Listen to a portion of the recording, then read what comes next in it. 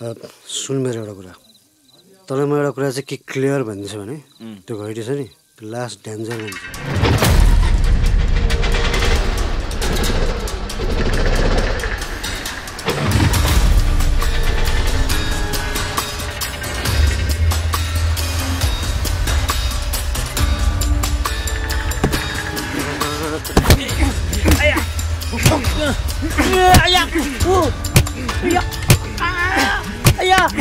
Mario! Salah gini mau. Ayah! Sama. Masare. अब यो त्यही भएर त्यो घैटीसँग धेरै मुखमा नला भने त बढी नसोच छोड त्यस्तो कुरा जन ग्लास उडा लागि जाम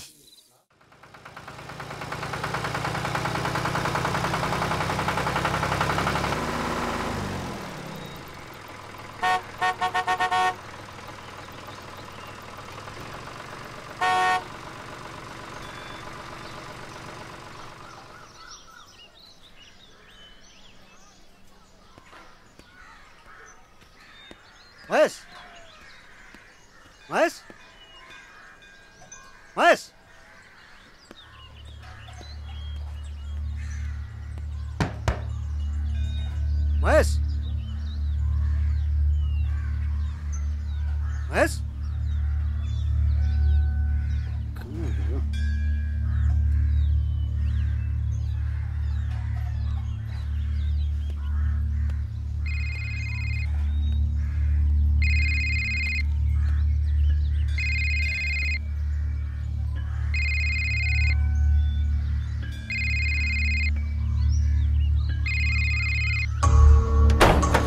Mas!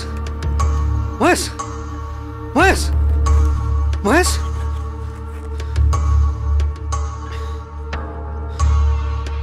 Mas! Mas! Oi! Mas! Mas! Mas! Oi! Mas! Uठ! Mas! Oi!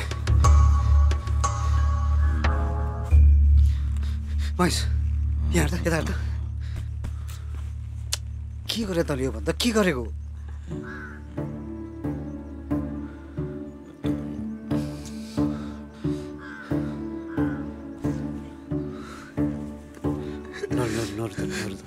नरु त मेरो सानोले छोडेको होइन यार म बाँचेर के गर्ने के कुरा गर्दा यस्तो मलाई किन छोडेर गयो यार मैले केही बनाइदिन रे मैले के गल्ती गरेँ त के गल्ती मैले के भनिदिनु हुन्थ्यो त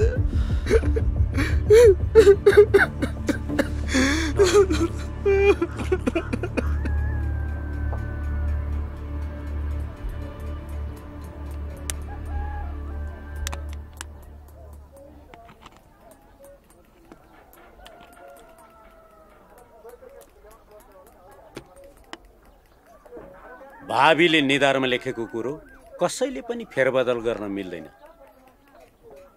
हुने कुरो भइहाल्छ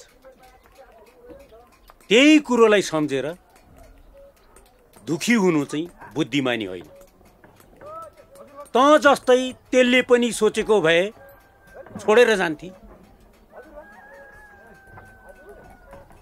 हैन त्यस्तो कुरा के थियो तँलाई भन्नै नमिल्ने अनि त्यही कुराले दिनका दिन खाइराख्ने हेर बाउ जिन्दगी लामो छ आफ्नो मनलाई दह्रो गर्नुपर्छ हिम्मत हार्नु हुँदैन त्यही त कति सम्झाएँ मैले पनि यसलाई हिमाइन नभए पनि हामीसँग तेरो आफ्नो फेरि नगर हेर्नु हो फेरि मेरै कुरा गर्न मेरो यो दोस्रो विवाह होइन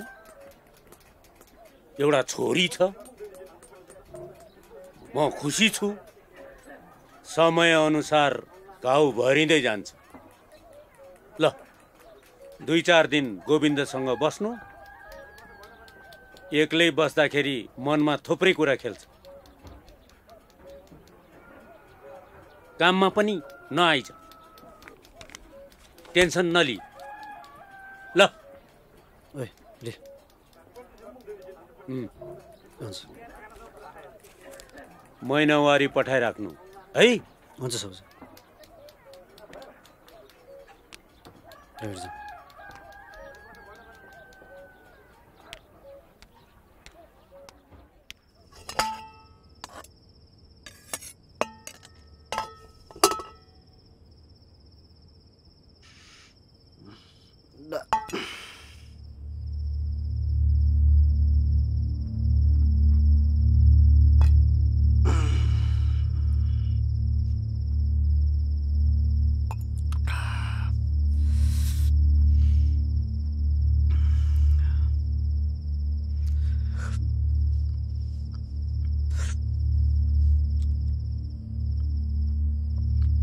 ओइ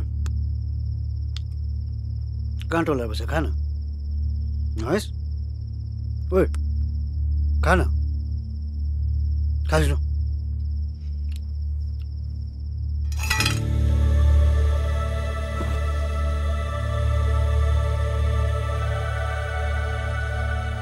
किन उठ्यो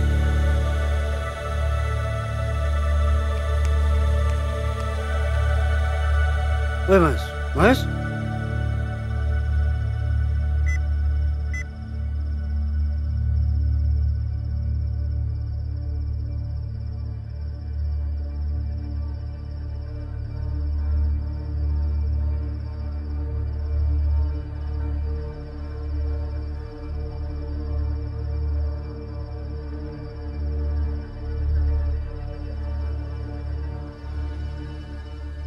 महीना अघि सोमबारको दिन दिउँसोदेखि सम्पर्कविहीन भएका पवनले अवैध उत्खननका कारण नदी कटान, जमिन बगरमा परिणत हुनु र जलस्रोत सुक्ने जस्ता समस्याबारे स्थानीय प्रशासन र ठूला व्यावसायिक समूहहरूसँग निरन्तर जुझ्दै आएका थिए।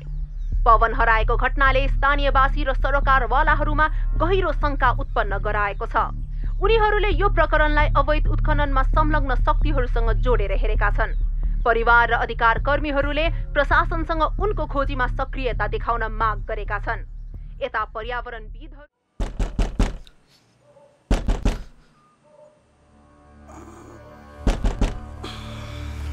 महेश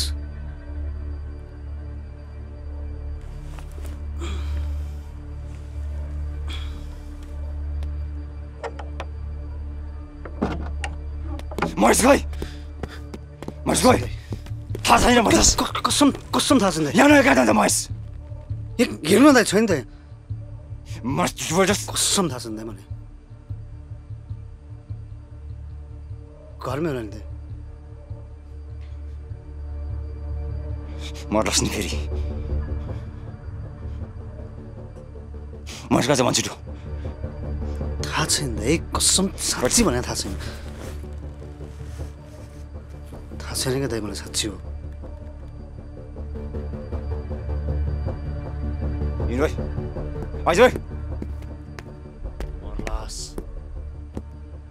झुट बोलेको थाहा पायो भने मारिदिन्छु फेरि म तँलाई सम्झ मजाले त्यसलाई